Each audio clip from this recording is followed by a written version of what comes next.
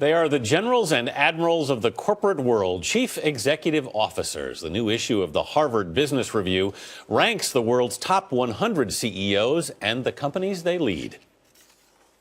The list looked at more than 3,000 CEOs who led their companies between 1995 and 2012 and focused on leaders who created long-term value for their companies in a Wall Street environment focused more on short-term results.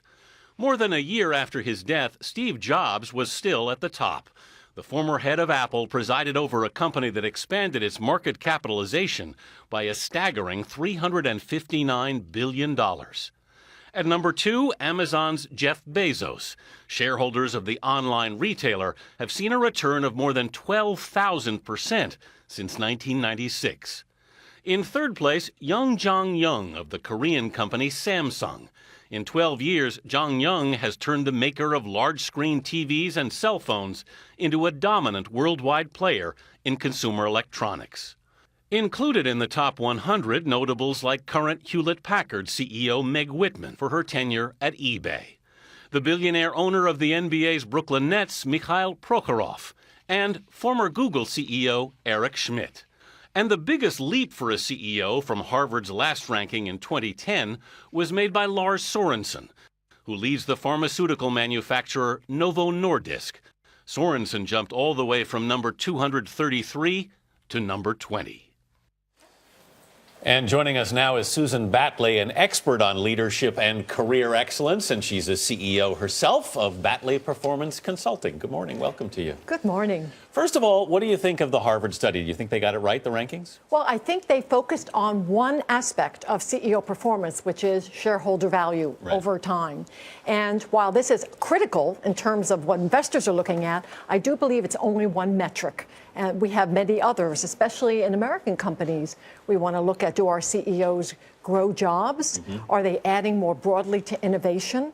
So I think that actually, they looked at one, which is an easy one to measure, but it's not the only one. The other ones are harder to measure, though, aren't they? They are harder, and yet, at least again, with our American public companies, CEOs have an obligation to investors, yes, but they also have obligations to employees and to their customers.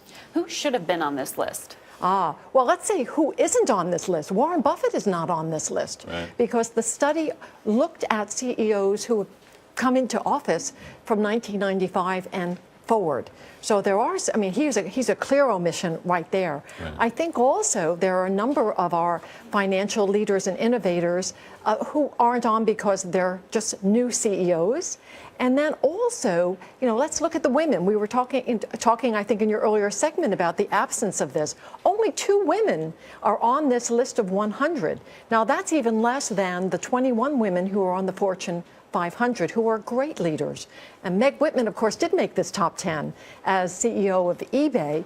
And now, of course, she really now has a tough job in turning around Hewlett-Packard.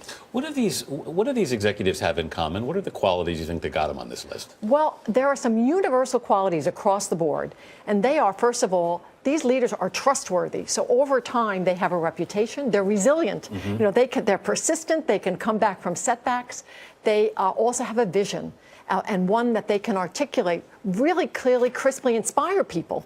And also then, at the end of the day, communicating, but then also they execute. And they have that track record of execution brilliantly over time.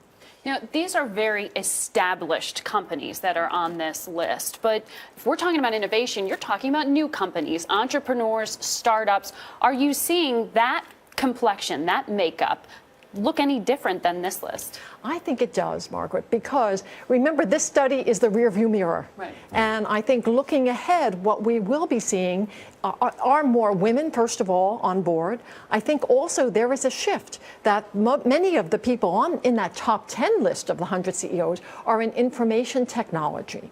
So going forward, I think, and these are linked, women getting into science and technology and finance fields so that they, going forward, can, I think, really come into these leadership positions.